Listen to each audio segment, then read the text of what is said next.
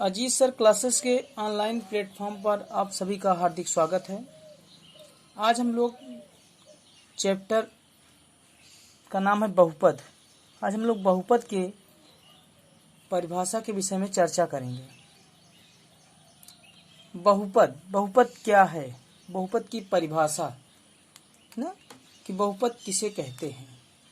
तो परिभाषा क्या बनेगी, ऐसे बीजी व्यंजक, कौन से बीजी व्यंजक जिनमें चरों की घातांक सदैव पूर्ण संख्या रहे। मतलब कोई भी चर पद ले लिया जाए, उसकी घातांक मतलब उसकी घात जो हो वो क्या हो, पूर्ण संख्या रहे, उसे क्या कहते हैं, बहुपद कहते हैं।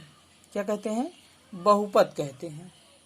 फिर से एक बार समझिए, ऐसे बीजी व्यंजक जिसमें चरों के घातांक सदैव क्या हो, पूर्ण संख्या रहें, उसे कहते हैं बहुपद कहते हैं। अथवा ऐसे समझ लेते हैं आसान सी भाषा में, चर राशि की घातों को, किसकी घातों को, चर राशि। ये जो यहाँ बीजी व्यंजक कह रहे हैं इसी को कहते हैं चर राशि। चर राशि की घातों को आरोही, किसमें, आरोही अथवा अवरोही क्रम में लिखा जाए, चाहे उसको आरोही क्रम में लिख दिया जाए अथवा आरोही क्रम में लिख दिया जाता है, उसे क्या कहते हैं, बहुपद कहते हैं।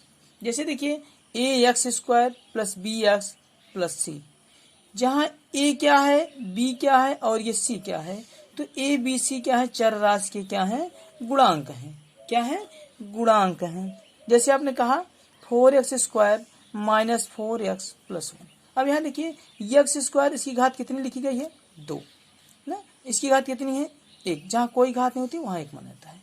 अब यहाँ इसका क्या है, घात 0। इसका मतलब क्या है कि चर राशि की घातों को आरोही अथवा अवरोही, चाहे आरोही क्रम में लिख दिया जाए अथवा अवरोही क्रम में लिखा जाए ना। तो ये अवरोही क्रम हो रहा है। देखो 2 के बाद क्या रहा है, 1, 1 के बाद क्या रहा है, 2। अगर इसी को पलट के पढ़ा जाए तो 0 आ रहा है, फिर 1 फिर 2।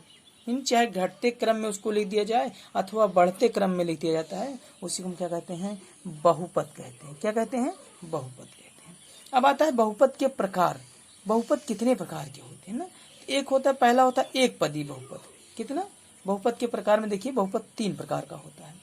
एक पदी बहुपद, अब देखिए परिभाषा कितनी आसान है। एक पदी बहुपद, ऐसा बहुपद जिसमें केवल एक पद होता है। कितने पद होते हैं, सिर्फ और सिर्फ एक पद दिया हो तो कै पदी बहुपद है, एक पद। जैसे यहाँ देखो एक्स स्क्वायर एक पद है, एक्स अकेले है, यहाँ 4 है, वाई √3 4x क्यूब। अब कहेंगे 4x क्यूब, तो यहाँ एक्स क्यूब है, एक्स क्यूब का गुणांक जो है ये 4 है, 4 हो रहा है ना, इसलिए यहाँ 4x क्यूब कह सकते हैं। लेकिन पद क्या होगा, एक ही होगा।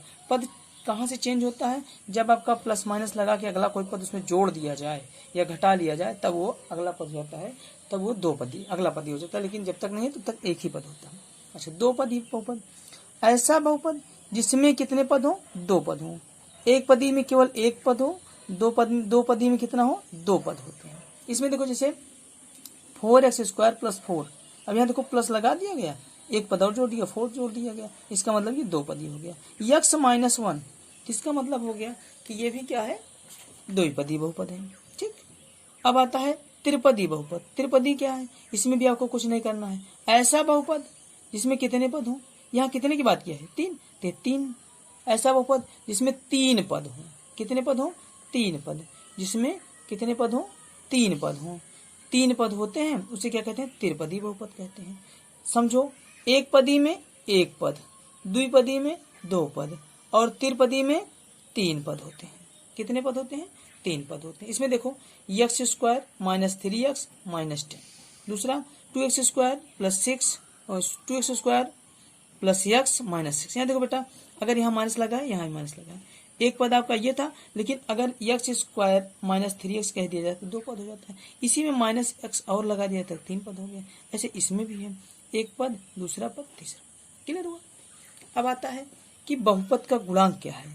बहुपद का गुणांक क्या है, अब देखिए बहुपद का गुणांक क्या होता है ना। तो बहुपद का गुणांक, बहुपद में चर राशि के गुणांक को, किसके राशि को, चर राशि के, चर राशि के गुणांक को ही बहुपद का क्या कहते हैं, गुणांक। जैसे यहाँ दे दिया जाए 4x square plus x plus 2। अब यहाँ अगर आपसे कोई कहे कि जो बेटा x 4x स्क्वायर है ना, इसमें कहीं x स्क्वायर का गुणांक क्या होगा, 4 हटा दिया जाए, एक्स स्क्वायर का गुणांक ना, जब हम एक्स स्क्वायर का गुणांक कहेंगे तो स्क्वायर साथ किसका गुणा किया गया है, 4 का गुणा किया गया है ना। यानी बहुपद में चर राशि के गुणांक को क्या कहते हैं, बहुपद का गुणांक कहते हैं। जैसे 4x स्क्वायर प्लस एक्स और प्लस 2। अब देखिए बहुपद में सबसे बड़ी घात वाले पद को घातांक वाले पद के घातांक को उस बहुपद की घात कहते हैं। जैसे आपने कहा कि इसका मतलब फिर समझिए, बहुपद में सबसे बड़ी घात वाले पद को क्या कहते हैं, पद के घातांक को उस बहुपद की क्या कहते हैं, घात कहते हैं। जैसे आपसे लिख दिया जाए, यहाँ लिख दिया जाए 4x square plus 9x cube plus 3x plus 2। अब यहाँ कह दिया जाए सबसे बड़ी घात, जब सबसे बड़ी घात की बात करता है तो घात हमारी बन जाती है, यहाँ देखिए घात हमारी हो जाती है x क्यूब, बड़ी घात क्या है 3 है। अब 3 हमारी ये हो जाती, यक्स की घात देखिए यहाँ 3 है, सबसे बड़ी घात क्या है भाई, इसकी घात 2 है, इसकी घात 3 है, तो सबसे बड़ी घात जो होगी यानी बहुपद सबसे बड़ी घात जिसकी होगी ना, तो घातांक को की क्या कहते हैं, घात कहते हैं। सबसे बड़ी घात किसकी, इसकी 3 है। ठीक, अब देखिए द्विघात बहुपद के गुणनखंड करना कैसे करते हैं। द्विघात बहुपद के गुणनखंड करने से आपने कहा कि a प्लस बी का होल स्क्वायर, हम कहते हैं a square plus 2ab plus B square. इसको ऐसे ही अगर पढ़ना चाहें तो हम लिख सकते हैं a square plus B square plus 2ab है ना।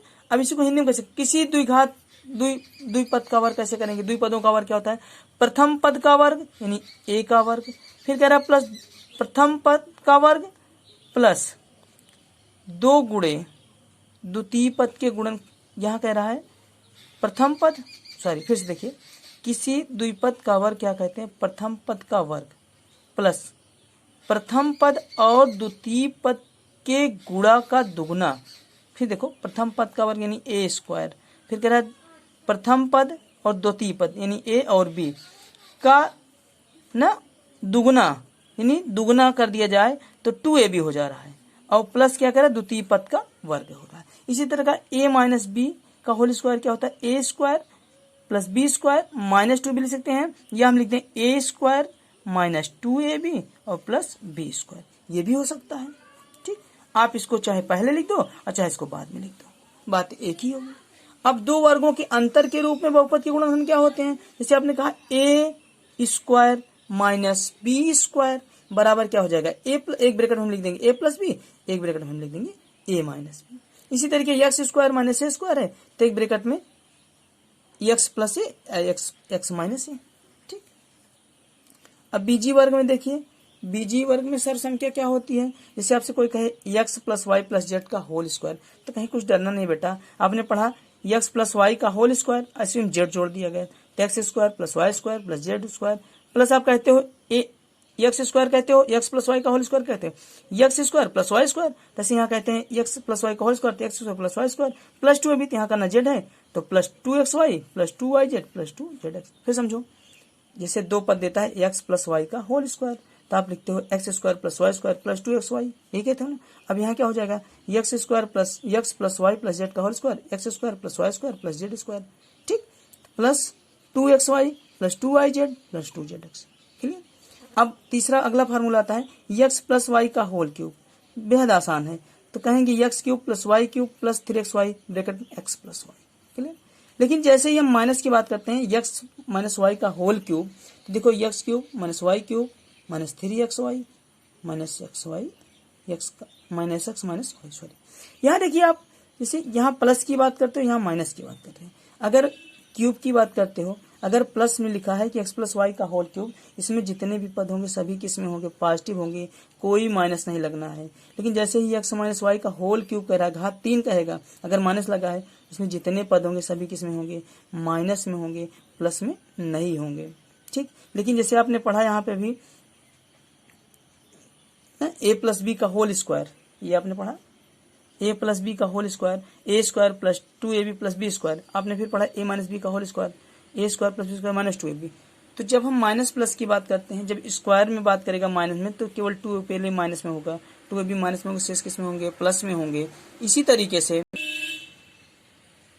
क्या हो जाएगा, यहाँ अगर प्लस है, क्यूब की बात करेगा प्लस है तो पूरा का पूरा पद प्लस में होगा, और माइनस है तो पूरा का पूरा पद क्या हो जाएगा, माइनस हो जाएगा। अब दो फार्मूला और है, जैसे आपको लिख दिया X cube minus Y cube. अभी आपने यहाँ पढ़ा A square minus B square, तो हम लिखते हैं एक ब्रैकेट में ए प्लस बी, एक ब्रैकेट में ए माइनस बी। उसी तरीके देखिए यहाँ पर A cube minus B cube को हम क्या लिखेंगे, एक ब्रैकेट में लिखेंगे एक्स माइनस वाई।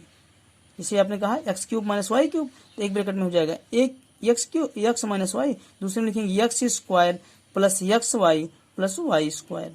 अगर इसी चीज को हम कहें X cube plus Y cube कहते हैं, तो यहाँ पर जो माइनस लगा है, यहाँ देखो प्लस हो गया है, लेकिन यहाँ जो प्लस है यही पर एक्स वाई माइनस हो जाता है, शेष वही लिखा जाता है। अब एक फार्मूला बनता है X cube plus Y cube plus Z cube minus 3x Y Z हो जाता है। तो एक ब्रैकेट में लिखेंगे X plus Y plus Z, और दूसरे में लिखेंगे X square plus Y square plus Z square minus X Y minus Y Z minus Z X. अगर यहाँ प्लस है, यहाँ 3x वाई जेड हो रहा है, तो ये वाला एक केवल प्लस होगा, एक्स और वाई प्लस जेड स्क्वायर वाला ये प्लस होगा, बाकी जो होंगे सब में किस में हो जाएंगे, माइनस में हो जाएंगे। ठीक, अब हम आपको चलते हैं अभ्यास पे 2.1।